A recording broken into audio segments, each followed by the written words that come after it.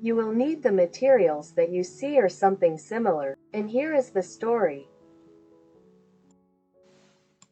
Flower on Top of the Mountain is the story of a woman who was on the verge of divorce. It will make everyone think, especially those who think that love and warm feelings in their family life have disappeared. My husband was an engineer. I married him for his calm nature. But after 5 years of family life, this calmness began to bother. My husband was an engineer. I married him for his calm nature. But after 5 years of family life, this calmness began to bother me. I, like many women, love romance very much. But my husband's calmness was also reflected in this plan. He did not attract romance into our relationship at all, and this state made me forget what love is. Finally, I told him my decision. I want to get a divorce. He looked at me with surprised eyes and quietly asked, "Why?" "There is no specific reason. I'm just tired," I replied. He hadn't said a word all night and was thinking. And his condition disappointed me even more in him. I was married to a man who couldn't even properly express his dissatisfaction. Finally, he asked, "What can I do to change your mind?" "That's the point," I replied. "I will change my mind only if your answer to my question suits me. Let's say there is one flower on the very top of the mountain and you know if you pick it, you will fall. Would you rip it off for me knowing it would kill you?" He looked at me and said, "I will answer your question tomorrow." With this answer, he killed the last hope inside me, and I finally made sure that I made the right decision. In the morning, when I woke up, he was not at home. He left an empty bottle milk and a note under it. "Darling, I wouldn't have plucked this flower for you knowing that I would die." And again disappointment, but I continued to read. "I need my legs to run and get home before you, knowing that you forget your keys at home every time.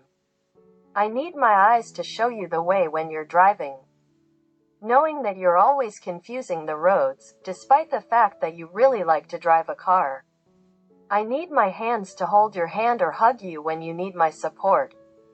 But if someone loves you more than me, then I'm ready to go and pick this flower for you, honey." In places, the ink on the paper was smeared. I guessed that he was crying when he wrote it, and my tears also began to drip on the letter. If you've read it and my answer suits you, then open the door. I bought your favorite sesame bread and milk. I'm waiting for you to open the door. I ran to the door and opened it.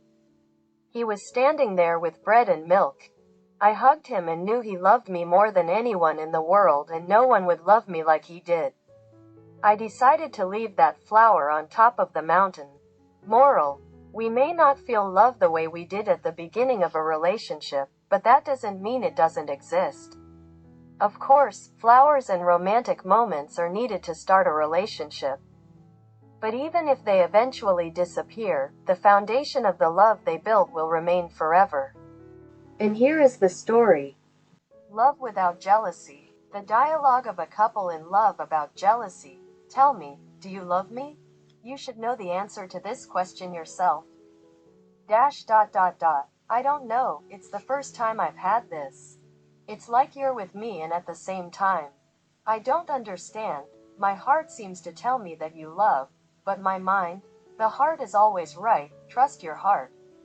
The mind sees only the shell, while it looks into the essence of what is happening. Well, anyway, could you explain something to me?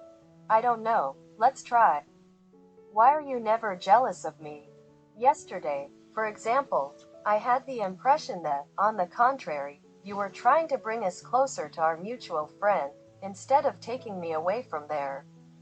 You know, I would have slept with him a little bit more. Is this a reason for jealousy? Aren't you afraid that I would leave you after that? No, that's what I can't understand. Do you love me and aren't you afraid of losing me? How is this possible? You know, besides you, I also really love the sea. Question mark, question mark, question mark. I can sit on the shore for hours and admire its tides, its waves, its reflections in the light of the moon. I leave him and come back again. It is always the same and different every time, then calm and affectionate, then raging and rebellious.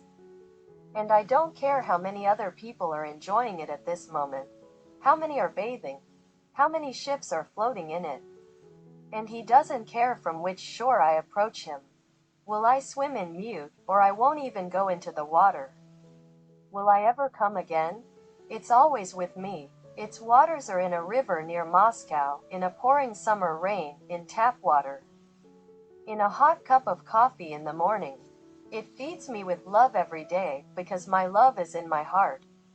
Look into the eyes of any guy you'll be with after me and you'll see me there. Just like I see you in the eyes of another girl with whom I feel good. True love lives as long as the heart beats and nothing can kill it. That's why I'm not afraid of losing you. My love will still stay with me. And here is the story. 4 Blue Ribbons. The story of a million. Very hooked me personally.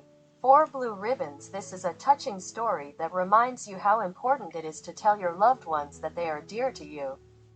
A university teacher at one of the couples announced to her students about an experiment in which they were all supposed to become participants. She gave each of them 4 blue ribbons, which were pinned in the shape of a bow. On each of them was written, "You are very important to me," and asked everyone to pin 1 ribbon on their clothes. Because every student is an important and significant person in her life. When all the students did what they were asked to do, the teacher invited everyone to think about who is the most important and significant person in their life for them, so that everyone would give him a 2nd ribbon. Then it was necessary to tell the chosen one about the experiment and ask him to continue it, to hand over the remaining 2 ribbons so that the next participant would give them to the person most important in his life. The expected result is to trace how a small detail can affect people. Puzzled students left the classroom, wondering who to give their ribbons to. Someone thought to give them to one of the parents, someone to a brother, sister, lover. Of this group of students, only one was a non-resident. He could not give the ribbons to his family or friends. All night he thought about the task he received, and only in the morning he decided to give his ribbons to a friend. It was he who advised him to go to university and, if there were any difficulties in mastering subjects, helped him figure it out, explained, supported. Finally, the decision was made. After class, he went to work with his friend. He was surprised by his appearance without prior arrangement. He decided that something bad had happened and asked to explain what had happened. The student told about the reason for his visit, handed a friend 3 ribbons and asked him to put one of them on the lapel of his jacket. "I am far from home. And in this big city the closest and most significant person for me is you," he explained his act. The embarrassed and touched young man, who had not previously experienced such attention from others, promised that he would continue the experiment and tell about the results. The student left, his friend stayed at work, and when he was about to go home, he came up with a risky idea, to give the 2 remaining ribbons to his boss, a very strict man who thoroughly owns his profession and is always busy. The secretary said the chief would see him when he was free. The young man waited until he was invited to enter. He found his boss reading new projects. His desk was littered with papers. "What do you want?" the boss asked directly. The young employee, stuttering with fear, explained the reason for his arrival and showed 2 blue ribbons. The chief was very surprised and asked, "Why did you decide that I am suitable to give these ribbons to me?" The subordinate replied that he admired his enthusiasm, dedication and ability to expand the business, that he had learned a lot and was proud to be able to work alongside such a person. The chief accepted the 2 blue ribbons with great doubt.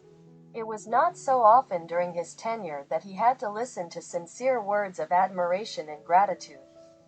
He put one of them on his chest and put the other in his pocket. His young employee said goodbye and left. The working day is over. Confused, puzzled and confused, the boss broke his routine that day to stay late at work and went home on time. His wife was surprised by her husband's early return and asked what had happened. The husband replied that everything was fine, that today he just wanted to spend time with his family, which surprised his wife even more, because he usually returned home in a bad mood. The chief asked, "Where is our son?" The wife called the boy. The son came down, and the father asked, "Keep me company." Both mother and son were confused, as the father of the family was not used to spending his precious time on the family. Father and son went out on the porch and sat down on the step. The father looked attentively at his son, who was looking at him with a hidden sadness. The man said that he understands everything and knows that he was not there when his son needed him, that he decided to change and be with his family more, because his son and his mother are the most necessary and important people in his life. He told about a young subordinate and attaching a ribbon with the inscription, "You are very important to me," added to his son's t-shirt. "I thought for a long time and realized that I can only give this ribbon to you, because you are the most important thing that I have, the most valuable and the most